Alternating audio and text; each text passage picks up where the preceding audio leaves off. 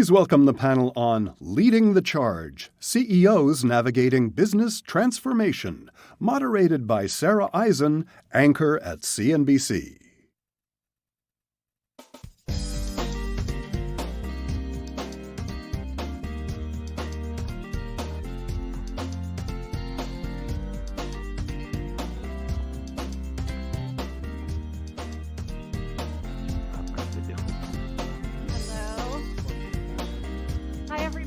I'm Sara Eisen, and I don't think we need to fully introduce everyone. We have an all-star lineup of CEOs. This is like greatest hits from a CNBC interview. Everybody at once talking about all the issues that they are thinking about and worried about and planning for. This is the CEO panel of Milken. So thank you all for being here. We have Joaquin from Johnson & Johnson, window into healthcare. We have Robert from Primo Brands. We're all drinking his waters. Saratoga, Poland Spring. Milken did a good job with you. Janet from EY, so we can talk about professional services and accounting. We have Igor from WorldQuant, who runs a very large quant asset management firm, correct? Yes. Investing firm, and Robin from BNY. So we'll get the banking side of things. I guess just to kick it going, I mean, we could go anywhere. We could talk tariffs. We can talk workforce development, AI. I know these are all issues that are really important for you. But maybe we could just go down the line and get a sense of, because you're all from different industries and dealing with different issues, what is the number one, Robin, issue that you are facing right now that you are dealing with? If you had to rank it, top one. The top one is just sort of change in the macro world right now. That's a right now issue. It started being an issue, obviously, at the beginning of April, really just dealing with the fact that there's just this big pivot occurring in terms of the administration policy and therefore the US, the way that US faces off against the world. And so I was just in the Middle East last week. I was in Europe the week before. I've been in India in the past few days as well, really doing a bit of a tour. And clients want to know what's going on in the US. And so dealing with that, making sure that we're explaining, because I think it's our job as CEOs in the US to be able to do our best to be able to explain what's happening. Can you explain that? Well, look, we're all trying to do it. I'll tell you one thing that's very clear, though. The further you go away from DC, particularly internationally, the less people can distinguish between the signal and the noise. There's so much tactics, that's the noise. There's so many headlines, this and that. It's hard for people far away from the US to understand what's the real objective here. How should we be thinking about this, processing it, what's reasonable, what do they potentially perceive as unreasonable. So navigating that, making sure that we're a very global firm, so we've got to do a good job on that with our clients internationally as well. But I'd say that's the number one issue. The macro changes. Right now. Joaquin, what issue is taking up most of your time right now? The most important thing for us as a healthcare company is to be able to find cures for diseases. And we live in a golden era of healthcare innovation, and how we maintain ourselves at the forefront of that is the most important thing. I just came from a gastroenterology congress in San Diego, the biggest one in the world here in the US. And we are on the verge of treating some diseases that before were incurable and turn them into chronic diseases uncurable. So the most important thing for a healthcare company is elevate ourselves from the noise and be focused on our mission, which is curing diseases. What's the next disease you're going to cure? The one in which we have seen more progress is cancer. In the last 20 years, we have seen 33% reduction in cancer deaths. And there are certain cancers, one example is multiple myeloma, where we are close to turning to a chronic disease. 10 years ago, survival in multiple myeloma was 2 or 3 years. Now it's more than 10 years. And there's multiple patients with no relapses in very large period of time. So we are close to be able to cure cancer and to attack some of most complex diseases like neurodegenerative diseases. As we age, our probability of having a neurodegenerative disease increases a lot. As people get to 85, that even is higher. So that's the next frontier, that's the next big thing. Robert, top issue for you right now? Yeah, so we're a beverage company. We're the third largest branded volume company in the US behind Pepsi and Coke. And we're obviously looking very carefully at the consumer confidence index and consumer spending relative to consumer debt and their ability to continue to invest.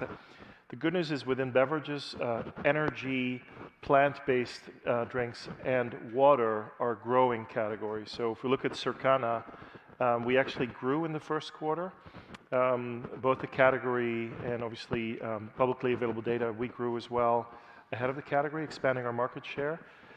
So the continued demand creation for us and explaining the benefits of bottled water versus other beverages and potentially municipal water is our biggest opportunity. Yeah, like in recession, do people go back to tap instead of bottled water? We're not seeing that. We're seeing an expansion of bottled water through the first quarter of this year in terms of scans confirmed by Nielsen and Circana. And we've also seen quite a few consumers impacted by boil alerts, municipal water disruption, and weather issues that also cause problems with the municipal water supply. So we continue to see strength in the bottled water category. The other thing we're seeing is premiumization. So brands like Saratoga, which is here available at the conference, beautiful blue bottle.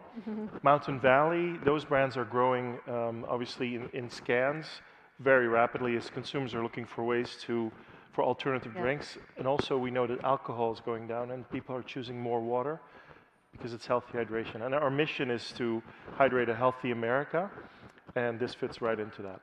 Janet, top issue? I was laughing. I was wondering if people are drinking more or less in this crazy time with alcohol. But anyway, so for me, it's easy. Everybody here is a client of EY, and as a 400,000 person professional services firm, our focus is on all of our clients and helping them navigate through this complexity. And having a global view, we should have a global view on that and make sure that where our clients are seeing some signs of uncertainty and everything else, that we're helping them make the strategic decisions to come out of this period of time even stronger. We've seen that in history. Those that invest during downturns, during times of uncertainty and change, come out the other side stronger. And I have the opportunity to see multiple companies within the same sector, within the same industry, handle things differently. And you can have one client in a certain sector, that feels a little bit of paralysis, and others that are going, and continuing to transform and invest for the future. And we've seen that story play out before, and I think we'll see those that continue to transform, focus on consumer, which is really important. I'm glad you mentioned that. Will be the winners at the end of this. Who's doing the best? No, I can't tell you who's doing the best, but what sectors? I think financial services is actually doing very well. For us, we're seeing industrials and energy doing very well. And I think consumer is a little bit challenging, but those that are really investing in a differential experience for the consumers are going to win. Because consumers, yes, the sentiment is at an all-time low. They're being pickier. And those that are really focusing on a differential experience, I think are going to win the day. Igor, you obviously in the markets experience this in a different way. So when you think about all the issues and what keeps you worried or occupied, what comes to mind? Well, all the issues we're seeing now, tariffs, et cetera, they're just blips in the grand scheme of things. We've seen it so many times before. 2007, 2008, 1998 happens over again, and it always looks bigger than it is. The real issue that's everybody's facing now is AI and the disruption that's being caused and will be caused by AI in the next 5, 10, 15 years, which will dwarf anything that we're seeing today.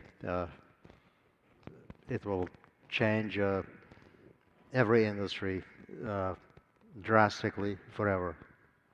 How do you touch that? I mean, you work with data. You've worked with data a long time for investing. So how are you implementing that and taking advantage of that transformation?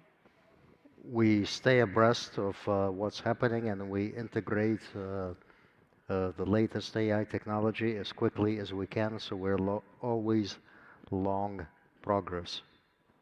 Are you ahead of every other investing firm on this? Chances are. Janet, you are implementing AI in all of your businesses, advising on this transformation. What are you seeing about what stage we're at overall in corporate America? Yeah, it's interesting. If you asked me a year ago, the conversation was all about productivity. Now it's different. It's about growth opportunities. And even in this period of uncertainty, we're seeing over a third of our clients are increasing their budgets on AI. I think they had a lot of proof of concepts, and now they're moving more into large-scale transformation using AI. So it's an exciting time for us. I think it's still early days.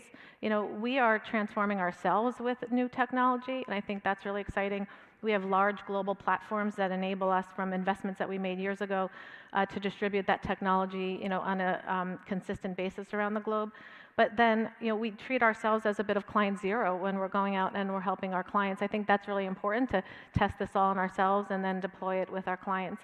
And then the other area where I think we're uniquely situated is we've got a brand based on trust, and with all new technology, there's a little bit of hesitation and resistance. Do we trust it? What do we not know? And there's a really significant role for us to play in that area as well. So really excited about those three areas: how we're disrupting ourselves, how we're working with our clients, again, treating ourselves as client zero to give them that confidence to do and implement new technology as we go forward. And then really the trust, and how do we make sure that this is all safe and sustainable for the future. How do you do that? It's hard. I think you've got to be really careful when you're deploying this technology and understand the guardrails. It starts a lot with data. I think you have to be really thoughtful about where do you have to ring fence your data, where can you have things on the cloud, and make those conscious decisions. So we're seeing there was a move to move everything to the cloud. Now we're seeing clients using hybrid, and that's what you have to really make those strategic decisions on, and continue to challenge yourself as you go along. I mean, what are the more exciting sectors when it comes to AI implementation? Is drug discovery? Is it playing a role at this point yet? Yeah, it does. It does. To be clear, in drug discovery and in drug development, we always have had a lot of data, imaging, lots of data. So it's been a long time that people in drug discovery are using machine learning and data science in order to identify promising candidates. With AI, we can do more of that. For example, we can anticipate the relationship between the structure of a molecule, of a chemical, and what is going to be its potential activity. So yes, AI is going to be helping in drug development, and also it's going to be a force in being able to accelerate cures, as I was commenting before. I think that the combination of technology and our better understanding of the biology of the diseases is going to make healthcare progress more in the next decade that we may have seen in the last 100 years. So it's going to be a very positive force. It's not only in drug development, but in other aspects of health, AI can help. In early diagnosis, for example, AI can scan multiple data sets in order to identify who is at risk of certain diseases and then treat earlier. It can be very important in surgery. Surgery is the most frequent medical procedure. I'm sure here all the audience has had surgery. Utilizing AI in surgery can help the surgeon identify what is going to be a critical structure that they may interfere. It's going to help the surgeon plan better the surgery. So in many aspects, AI and technology, it's going to revolutionize healthcare. Now, and you see all the tech companies talking about that all the time, right? When you ask a tech leader how AI is going to help, they are going to be talking always about healthcare as a sector. It's not going to be about the technology only. It's going to be also about the people that works in healthcare, about the scientists, physicians that are producing the data from which AI is going to be operating from. So the source of progress is going to be that combination of the data, the know-how in chemistry and biology, in genetics that we have been accumulating for a long time, now combined with the tools that AI is going to give us. So how much are you using it now in the company? In the drug discovery and in drug development, absolutely. We're using it everywhere. Everywhere? Everywhere. It's not only large language models, is that what you use? Excuse me? How do you use it? Large language models? Large language models that we adapt to our own data are customized for us, and we use it in drug discovery, in drug development. We use it in our medical technology in order to, for example, create the 3D mapping of the heart. We use AI to help the interventional cardiologist to navigate the heart. And we use it internally in the company for multiple things. We use it in the company for financial reporting, for coaching, for multiple areas in order to improve the efficiency of the company. The highest value applications are going to be in drug discovery, drug development, and in medical technology. And it's going to create a significant progress, and all companies are using AI. Now, ultimately, in a healthcare company, what matters is if the medicines or medical technologies that we bring actually cure. So that's how we are recognized. We are not going to be recognized by being the ones that maybe are better in technologies. To what extent we are able to bring medicines and medical technologies that really matter. What about in the banking system and what you're doing? I think it's medium term, but starting immediately. In fact, starting a year or two ago, I think it's going to start to define industries, and I think that's true in financial services as well. I think companies that do AI very well in the next 2, 3, 4, 5 years will win. Companies that don't do it properly or somehow ignore it will probably fail and will not survive. I think it's so binary, the amount of impact that it's actually going to have in terms of improving efficiency of how you run a company in a really significant way. We're talking not about 1 or 2%, we're talking about 30, 40, 50% increases in capacity, 60, 70% in some areas, really massive, which has a huge impact on how much capacity you have to be able to go do other things. The ability to improve products and services, which are some of the things that Joaquin was giving examples of, their equivalent parallels in banking, and then actually offering AI, more customized AI as a service to other smaller firms that care about it, need it, but don't necessarily have the scale to invest. Because the big large language models, we run a multi-agentic framework platform which plugs into all of the large language models so that we have the ability to choose between them in a similar way that Igor was describing. But within that, the actual customization to provide domain-specific uses is important. And not everybody's going to be able to afford to make that type of investment. So I think we'll find some market-leading firms in each industry emerge as being able to actually also provide AI as a service. I know our customers are asking us for some of those solutions today, but it's going to be defining. You asked earlier on what the biggest immediate issue is, and I answered in terms of the current macro environment. But I think getting AI right is going to be right at the top of the list of the most important priorities that a CEO of any company is going to make over the course of the next couple of years. Igor, what could go wrong? Well, I think all these things are true, but we have to kind of pull it all together. And I'd like to introduce a concept of an AI nation. And an AI nation does all these uses of AI in pretty much every sector, and it's done in a coordinated, consolidated manner, perhaps from a central point, because as of today, not all, we're suffering from fragmented data, we're suffering from all kinds of things that some of our competing nations don't suffer. So all this has to be organized, synchronized, and then pretty much every industry will benefit, and a nation that can do this will have a much greater GDP growth than the one that doesn't. Who's got the bet? Is the U.S. heading in that direction? Who's the other nation? China. China, yeah. Abu Dhabi's bringing it into a whole of government approach. They've talked about that publicly, putting it in the education system, in the way that they run government services, sort of mandated across everything. So those are the sorts of examples of coordinated whole government approach. It's a big thing to do, especially in a large country where there are a lot of different components. Are we even doing that in the U.S. government? I think it's early days. I think the private sector is leading the way on AI today.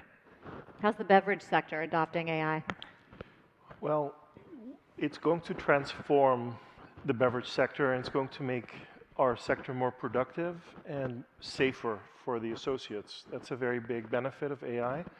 If you look at the production side, we're using machine learning to do volume forecasting. So volumetric forecasting delivers better production planning, less waste, better use of water. We also use automated guided vehicles. Those are forklifts, for instance, that drive around without humans. and that come to a full stop when they detect a moving person. And there's a third-party company that this week has started testing automated semis in Texas. So they're now officially starting on the road. With regards to the consumer, we're using AI in call center. So this will enhance the call center timing to solve an issue, first call resolution, multilingual. And we're also using generative AI for advertising. So as you think about the future of advertising, a lot of that will be virtual and no longer actually shot on location, which is a driver of efficiency. So we really think that we'll be transforming the industry with AI, and it'll make it more productive and safer for our associates. You know, one thing that I think you all have to think about is workforce development, and it relates to the AI story, which is, Jenna, how you give workers and hire workers the tools that they need and the skills that they need in our AI future. Yeah, you know, I talk a lot about our workforce, and if you look at us, the average age is 30, maybe a little bit less than that.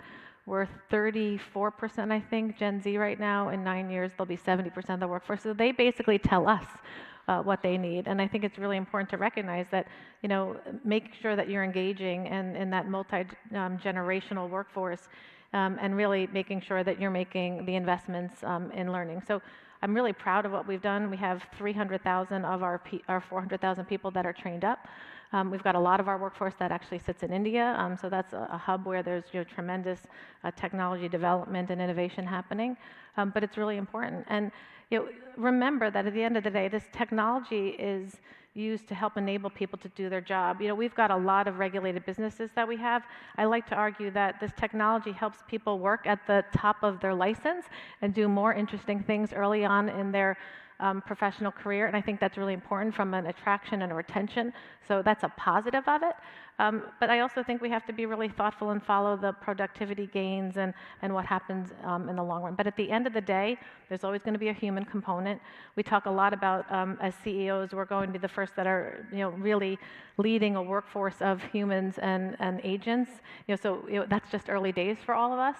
But there's always going to be human at the center, the culture of the company, all of that. You really have to invest time in all those soft skills and all of those other priorities as a leader. What did you say you had 400,000? 400,000. Do you need that many people? Yeah, it's a great question. So I've been in great debates about this all around the globe. And a lot of times I get provocative questions. Can you do the amount of work that you do today with half that workforce? I like to think about we can double in size with the workforce that we have today when we have those professionals operating at the top of their license and doing more interesting work for all of our clients. That's a good answer. Yeah, thank you. Igor, I know you have opinions about this, the future workforce and what it should look like. Sure. We have had, for a number of years, we've had something called World Quant University, which has been providing a financial engineering degree for free worldwide. So we're developing an AI program that's going to do the same thing. So this is going to help a very large number of people because it's done very efficiently, right? Education has been around for a long time, and it's time to revolutionize it, make it more efficient, and to teach people quicker subjects which change month to month. And that's the future of education. And what is it? Is it a replacement for undergrad, or it's after? Currently it's a graduate program, but it can be any kind of program. Joaquin, how do you hire and think about who you need and what kind of skills they need for the future? Yeah, I was thinking about what you guys were saying. We have created like a Khan Academy for Johnson & Johnson. We call it J&J Learn.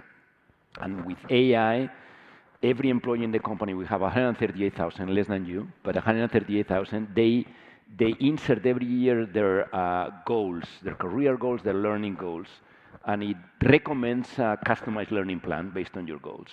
We have about 80,000 people that are in this program, J&J Learn, and we give all employees 1 day, we call it Learning Day, to create your customized program.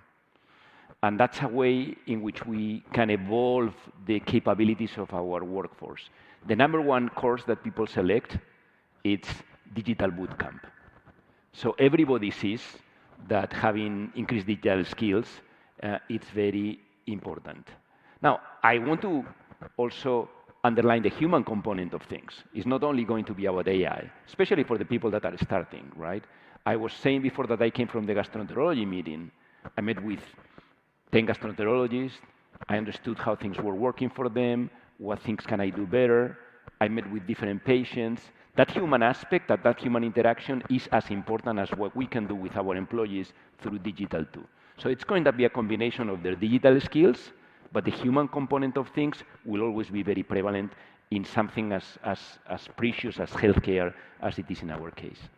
Robert, how do you manage it? Is it about hiring firms that specialize that help you with things like marketing, or are you doing this internally? And if so, how do you get folks to do it?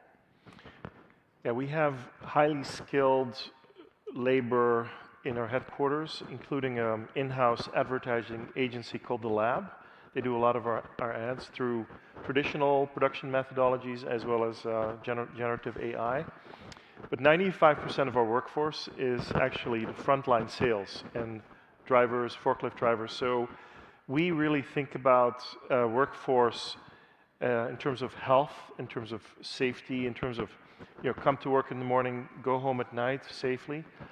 Driver safety, that is a huge focus for us because the majority of our associates are actually producing or they're shipping or selling.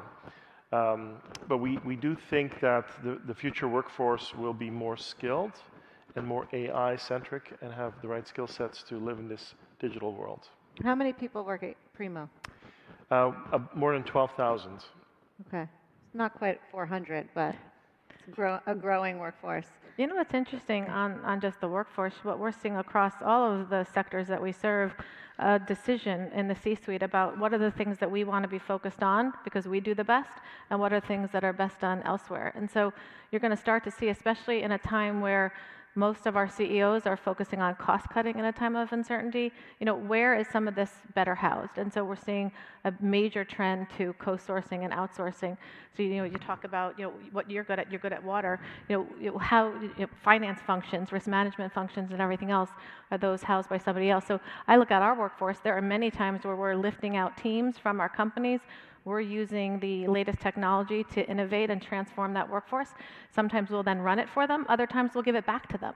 And so you're going to continue to see a little bit of that trend too as it relates to the workforce. Like, what do we want to be known for as a company, and what can somebody else help us with? And deciding where are you building, where are you partnering, where are you buying. I think that's going to be really important and a trend we're going to continue to follow. How are you thinking about it, Robin? Yeah, well, we certainly see the same trend. We're inherently more and more a platforms company as time goes by, and there are several different advantages with that. So to the point that Janet was making, this trend towards outsourcing, not necessarily wanting to have 50 different providers, each with their own specialty, but how can you provide select a smaller number of partner firms that are really going to be there with you doing the things as a firm that you don't want to do. And in the financial services space, we have a bunch of platforms that really we provide off against that opportunity. And I think that's something that's going to increase. I think AI facilitates it as well, because the ability then to take those things, put them together, and apply AI to create a scale and efficiency. There's no way that most of the firms on this stage want to be able to invest in some of the financial capabilities that we provide as one of the world's leading financial services firms. We have that scale, then we apply AI to those capabilities, we can deliver it at a cost that's really going to be very hard to replicate. So I think the coming together of these megatrends, the big megatrend of outsourcing, the big megatrend of AI, is an opportunity for companies that get it right. But more in the near term, we're sort of wondering if we are on the brink of a rise in unemployment. I mean, we've had this very tight labor market in the last few years coming out of COVID, and this is more of an economic question, but I think it relates to how workforce develops.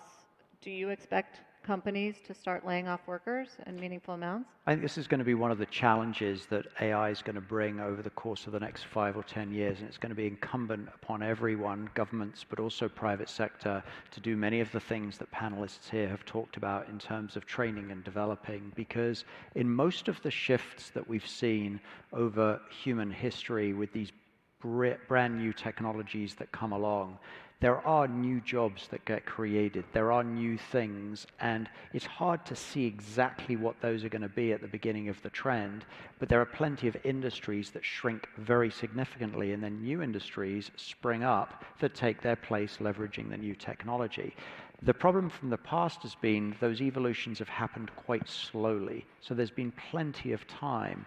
You know, once upon a time, there were a lot more stable hands than there were, than there are now, because stable hands, carriages, horses in the street, etc.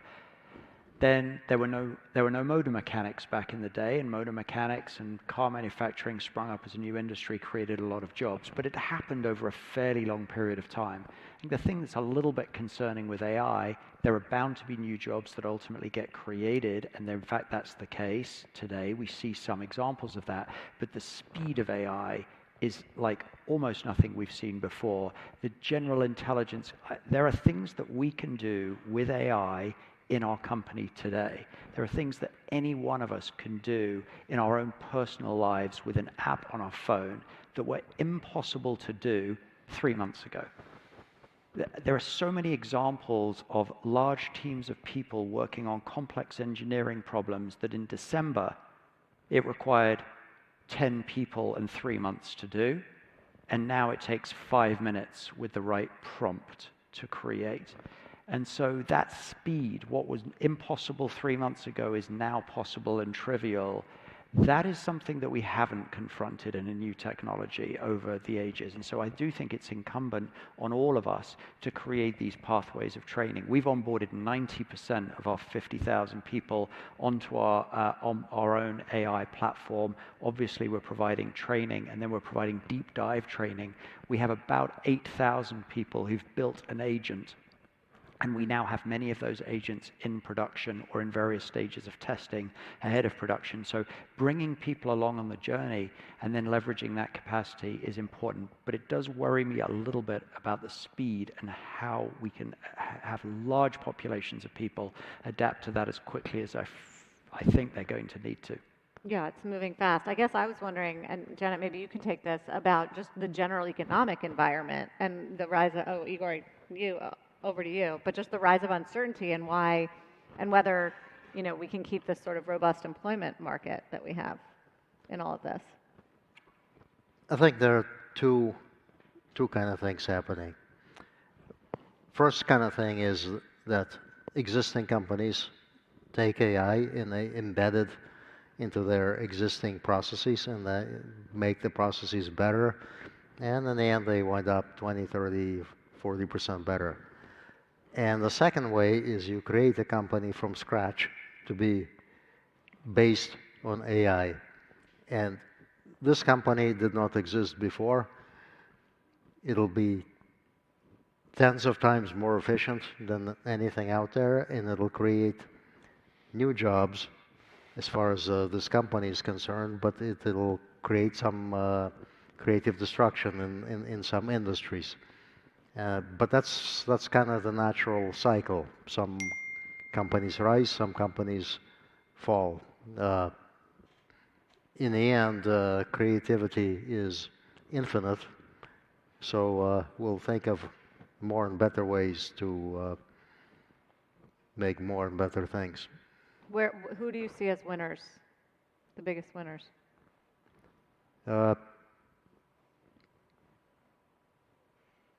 Any companies that create data or information or even manufacturing, everybody's gonna win who's doing things a new way, and everybody's gonna lose who's doing things the old way. Yeah, nobody on this stage is doing things the old way, I guess. But Janet, are we on the brink of a change in the labor market, like sort of cyclically, that will impact all this? I wish I had a crystal ball. I follow the news and the numbers, like everybody, and the job report was pretty stable. The unemployment, we're we do a quarterly CEO survey. We'll release the results of that tomorrow. I focus a lot on that. That's 1,200 CEOs around the globe. And there's definitely some activity that's happening here. Over a third are focusing on costs. I actually think that number was going to be higher. We're definitely seeing decisions to transform supply chain, move things back on shore. So I think there's a lot of movement happening there. And work and planning that's being done to make sure that businesses are resilient. And I also look at the M&A market and what's happening there. If I looked back in January when we launched our survey last quarter, 96% of our CEOs were looking at some type of transformation. Over 50% were going to do M&A. There were many discussions about divestitures and then alliances, and we captured all of that, 96%. That's come down a little bit this next quarter, and maybe the cycle for transactions is going to extend a little bit. But again, for the organizations that want to be here for the long term, understand that status quo is not the option. They're looking at M&A to transform a little bit more quickly than in normal and everything else. So I look at those signs, Sarah, to really understand like how people are feeling, how are they planning, and we've got to follow the numbers on the jobs and everything else. But those are all positive signs that I'm still seeing in this moment in time. Do you get affected, Robert, by the tariffs in your business? So 99% of our business is domestically sourced and sold. So we make our beverages locally. We have regional spring brands like Poland Spring, like Ozarka. They're local, they're regional, and we do not import water from places like the Pacific Islands or from Italy. So the tariffs, in fact, benefit the majority of our business since our European and Pacific Island competitors are going to incur tariffs while we are, not getting that on the water. We do have a small percentage of sales which are in dispensers, and those are made in China. And so we are carefully looking at that. It's a fraction of our business. It's 1% of our sales. But across the board, I would say the tariffs will benefit us as a domestic manufacturer. The other thing I'd say is sustainability. We talk about tariffs only in financial terms, but we have to be thoughtful about the fact that a lot of products get shipped across the ocean on, in freight with diesel. So do you really need water from Europe if you have ample supply in North America? It's a broader question, but it's one that we really look at as a company.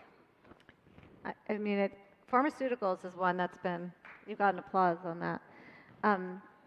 Joaquin, the pharmaceutical industry, first of all, are there more tariffs coming? I think he's threatened more on pharma in particular. And why can't more drugs be made in the United States for American consumers? Thank you. So pharmaceuticals and medical technologies do not have tariffs anywhere. So it's not in the US. There's no tariffs. Countries got together and decide there's no tariffs in pharmaceuticals and medical technologies. And you know why? It's because it's a very complex supply chain. It's very interconnected, and having shortages of medicines is not like having shortages of something else. So there's a reason why there's no tariffs in pharmaceuticals and medical technologies, because the supply chain is very interconnected and delicate. We have made an announcement that we are going to be investing $55 billion over the next 4 years in the US, which is 25% more than we invested before. We just broke ground in a plant in North Carolina. And I have said it before, and I will say it now, the way that you get more manufacturing in the US, which is something that we share, and we want to manufacture all the demand of our medical technologies and pharmaceuticals in the US, So that's our goal. The way you do that, and the way we were planning these $55 billion investments, is based on taxes.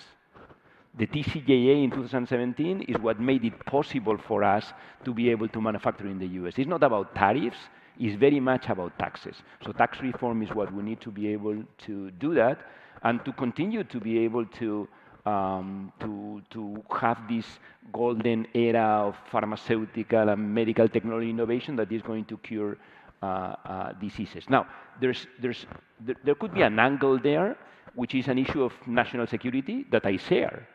The issue is that there are certain critical medicines that you may want to manufacture here in the US for reasons of national security. For example, you don't want to depend in a time of crisis of antibiotics or chemotherapeutics only from China. So yes, I think that the 232 investigation that the Commerce Department is doing now should be focused on that, how we are able to onshore some of the critical medicines that now the US depends on other countries in order to create strategic autonomy on those ones, which is important in time of crisis, as we saw during the pandemic. But overall, tariffs, could be an element that could disrupt the delicate balance in the pharmaceutical and medical technology supply chain. Sure. I mean, a lot of you, we're talking about sort of short-term issues, long-term issues. I think, Robin, I know you're the oldest. Your company is the oldest, not you. Your company is the oldest on the stage, at more than 200 years old. We are 241 J&J is pretty years old, old. too. J&J is 140, so we're still young compared to him. So I think that part of it is, a brand and a firm that traces its roots back to Alexander Hamilton. But young at heart and scrappy. Okay. How do you transform while staying true to the brand and to the roots and think ahead? And this comes from actually a question from the audience who specifically wanted to know, and deliver such great results. So look, reinvention, I think companies that age well, and at the end of the day, if you're going to operate for 241 years, you have to be able to deal with different things. We've seen a lot of new technologies. Our first presidential administration was the George Washington administration. And so adapting to different political environments, adapting through a lot of different challenges, geopolitical, economic, et cetera, is inherent. Now, what you can't do is become complacent. And so it's very easy to fall into this trap of saying just because you've been old, you have some natural incumbency, or therefore you're going to be okay. That's false. And so this cultural point, we lead with 3 pillars in our company. One is around our clients. One is around constantly driving improvement in terms of how we run the company. And the third one is our culture. And this culture of humility, of reinvention, of questioning, and all joking aside, feeling young at heart and trying to be scrappy in terms of how we always attack new opportunities, embrace change. What's AI going to do to us? It's absolutely essential in terms of evolving. And so, how do you do that? How do you create a culture like that? Well, first of all, you have to bring everybody on the journey. And so explaining what it is that you're trying to do, then capturing as much as you can of the hearts and minds of your people to be able to want them to pull in the same direction. There's no point having 100 people in a leadership team run off in one direction and then 49,900 are sort of stuck behind not knowing what's going on. You've got to bring the vast majority. We made everyone in our company a shareholder. That's a way you do it, because then you make everybody want to see their company be successful. You have to invest in education. You have to invest in good benefits. We launched mental health benefits for everybody in our company about a year or so ago. We've been investing significantly in improving our workplaces. And so even though we've been trying to run the company in a more disciplined way and be very thoughtful about expenses, we're investing disproportionately in AI. We're investing disproportionately in creating good facilities for our people and their training and development. And so when you do those things and you do them over time and your own people believe in it, then your cultural heritage becomes a tailwind to you, because people understand that you stand for something and you've got a history, but you're young at heart and energetic in terms of what you're doing, and you're bringing the whole team with you. I think the ability of companies like BNY or Johnson & Johnson to reinvent itself is underestimated. I mean, when you have 140 years of history, we've been in the SP 500 since its inception. Only 10 companies have been able to do that during 70 years. We have delivered 64 years of dividend increases. So there's something to it. So it's an ability to reinvent. A large company with more than 100,000 employees constantly is not only about being able to be innovative one time, one cycle. It's about to be able to catch every cycle. That's how you do it. And this is a combination of 2 things. One is to have a clear mission and a clear set of principles that does not change, which is your trunk, what supports the company, but then is the ability to be very broadly diversified in order to be able to have multiple businesses and learn from many different things. That gives companies the longevity that our companies can have. And talking about employees, the one thing that I am most proud of is that we survey our employees every year, and we ask them, would you stay in Johnson & Johnson the next year? And more than 90% say yes.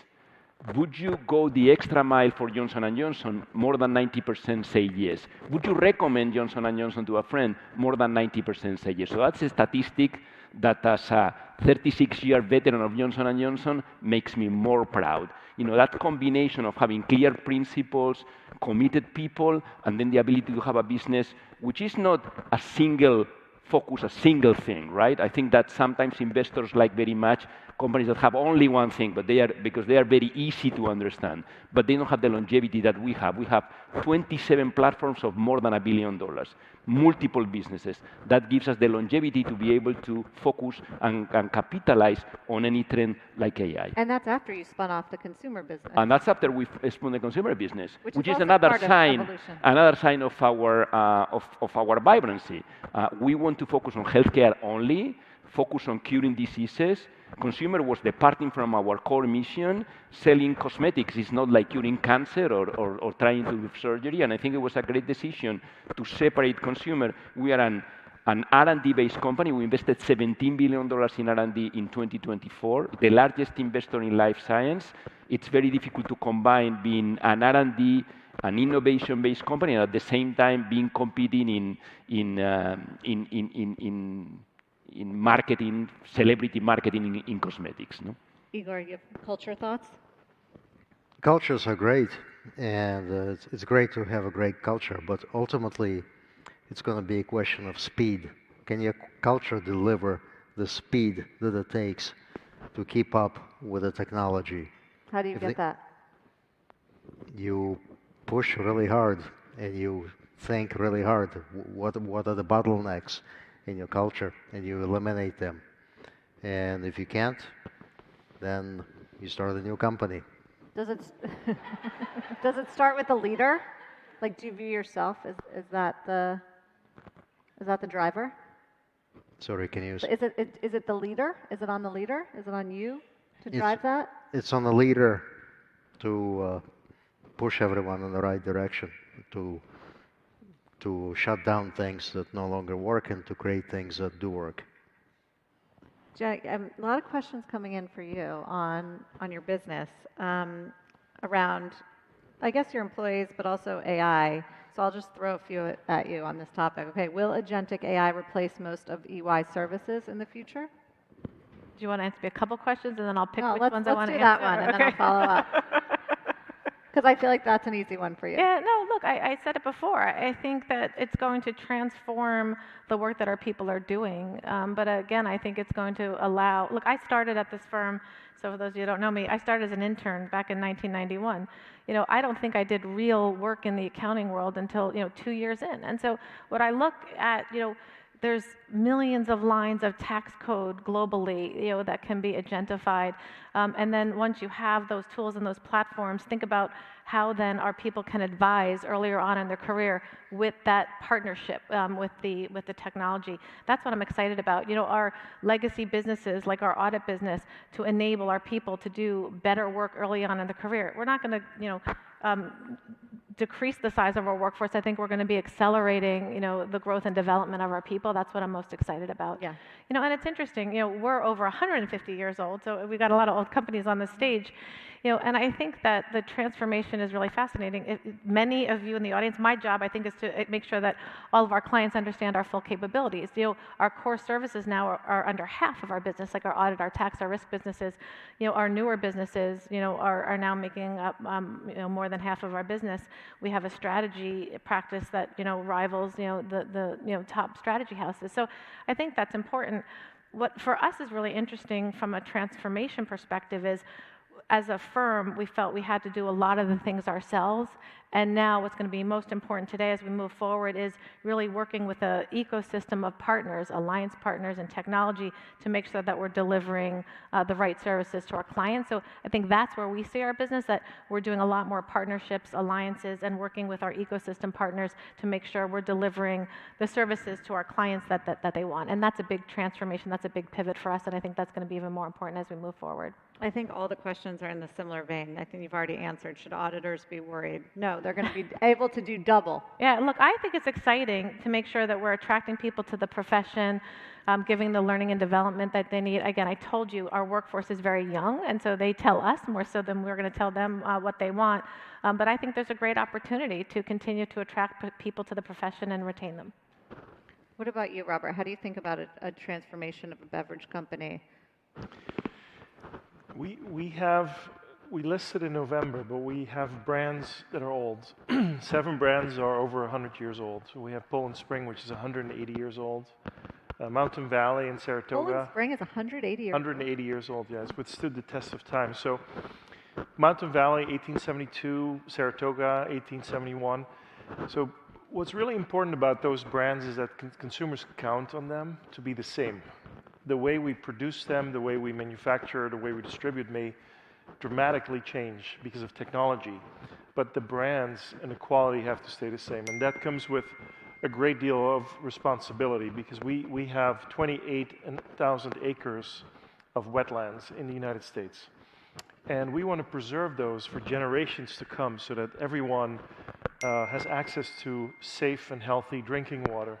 So as we look at transformation, we really look at the future and preserving these wonderful brands that are part of the American fabric and the American history. They've survived the Great Depression, the First World War, the Second World War, et cetera, et cetera. These are truly iconic brands. So while we will continue to transform and scale, and we have coast-to-coast manufacturing, we're very efficient and lean, we will continue to focus on the quality and the trademarks to continue to earn the trust of the consumer. Okay, in the final minutes, I want to do sort of a lightning round where I'm going to say an issue, and maybe if you could raise your hand if it's a top 10 issue that you think about as a CEO of your company. Because, and I'll start with this one, because if this were, I don't know, 5 years ago, I feel like this is all we'd be talking about, and I wonder if it makes the top 10. ESG. Nobody's thinking about that.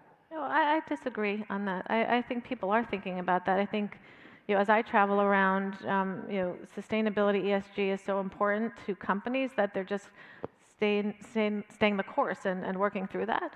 The regulation I don't think is necessarily driving that, but when I'm talking to our clients, whether here in the U.S. or in Europe or in Asia, it's a priority. They're not talking about it as much. Just don't call it that. We're not talking about it as much, but they all are very focused on doing things for the environment for the long term. So I'm going to go out on that one. Yeah, Right. I think all companies have emission goals and energy goals and also waste goals. I don't think it has changed. It has not had the prominence that it had several years ago. There's also fads in management too. So, ESG was an acronym that had some success. Companies like the ones are here, we were doing the right thing all the time. We just package it in a different way. But I think companies still have emission goals and goals connected with sustainability today. Yeah, and Sarah, I see that in our business. It's $1 billion business for us, and we're still seeing tremendous growth there and opportunity. So I look at it from a pipeline perspective, and I don't see it slowing down. I think in the early days it was smaller engagements that we're doing. See, now it's more transformation and ESG embedded in other transformation priorities that our clients are focused on. DEI. DEI. You've all got to be thinking about how that's changing. But you're using loaded terms when you ask the question. I know. If you care, I'm Being provocative today. Sure. But at the end of the day, if you ask the question of do we care about our people, do we care about having the right team, we use words in our company that really embody this concept of creating a sense of belonging, thrive together. We want all of our people to be able to come to our company, be able to enjoy, be able to give their full selves and be able to be recognized for it and to have a quality of opportunity. That's very important to us. So those things, absolutely we care about. But have you changed the policies around that internally? Or externally? The constant for us is creating an environment where people can thrive at our company. And that's the essence of what we think it's all about. That has not changed. Look, we have our credo that has 85 years, and it says in our credo you have to create an inclusive environment where employees can feel themselves when they come to work. And it does say also that you have to respect the diversity, the dignity, and the merit of the employees. So that doesn't change. Now, as a company, we have to follow the regulations of the moment, and we follow them. But the backbone, the culture of the company doesn't change. Yeah, inclusiveness is centered to our values. And look, I always say our clients demand that we bring the best teams to serve them, and those are diverse teams, whether that's background, geography, now generational. And so that for us won't change.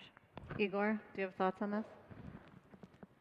We follow the procedures that we've been following all the time, and we support all those causes and do our best to do well in that metric. Okay, what about M&A right now as a growth driver? Top 10 thing you're thinking about, you look at? Is that always the thing that you look I think it always has to be on your list of the top 10 things. It may move around in terms of where it sits on the list, but you have to, I think it's responsible from a shareholder point of view to always be thinking about where's your own organic growth, where's inorganic. We made an acquisition towards the end of last year. It filled in a particular capability that we didn't have, and it certainly creates acceleration. So I think you have to be scanning the horizon. By the way, it can be disposals as well as acquisitions. It can be both ways. But it's part of having this, not getting stuck on a strategy perspective. You've got to be open to new technologies, new trends, new evolutions, but also where might you be better off starting a new company or maybe buying a new company to go quicker. Robert, what about you? I guess I'm wondering, in this current environment, how high does that rank? We are just in the middle of a merger. We are integrating two very great businesses, the Nestle water carve-out, which was called Blue Triton, and Primo Water. And our mission is to hydrate a healthy America, which means that as we look at M&A, which will be definitely be part of our capital allocation strategy, we will go and acquire brands. We will only look at healthy hydration. So the guardrail is no artificials, just natural products, because that's where the market will be heading in the next couple of years. Joaquin, where's the growth going to come from? Organic, M&A? It's a combination for us. We cannot pretend that all the best science is going to be within Johnson & Johnson. So we have a very sophisticated system of onboarding innovation externally. We are one of the largest life science incubators in the world, Johnson & Johnson. We have more than 500 startups in residence ourselves.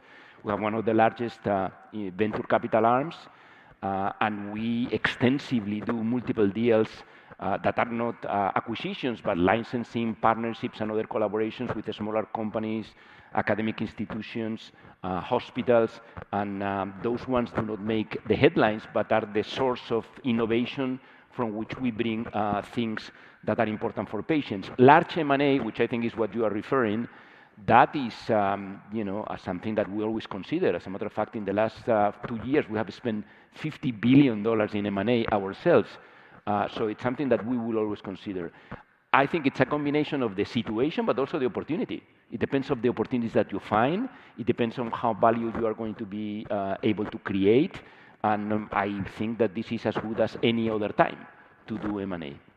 And then finally, I'm going to go around and ask each of you, since this is a conversation about leadership and being a CEO, which leader you admire the most? That's not yourself. Igor. Winston Churchill. Winston Churchill. Robin? honestly, for me, it's a composite because I admire different things about different people. I love the ability, clean sheet of paper thinking, first principles thinking, statesmanship, all of these things. You don't have a person? I don't take one person. I take inspiration from a bunch of people, and then, you know, what you're always trying to do as an individual, at least what I'm trying to do, is try to be the best of, you know, the best of the person that you have on CNBC. How can I be as good as them on your show? Who's the best thinker? Who's the best creator? All of these things. To me, that's the way I think about it. So you can't ask me that question because every single CEO is a client of mine. So I can't pick any favorites. But what I will say is that, you know, in these times, you know, I think the community of CEOs and sharing experiences and everything else has been tremendous for me to see as a new CEO in this last year. And I think, you know, we've all been through, you know, different crises and over time, but the leaders, I think, that are really focused on, you know, getting through a period of uncertainty, giving direction, bringing your people along, and exuding that confidence, you know, for your workforce are the ones that I think are really going to come out of this even stronger. Come on. Give me a leader. Robert? I think A.G. Lafley was a very good, when I Yes. was Procter & Gamble, was Yes. a terrific leader that I admired and looked up to, Yes, he was. and still do.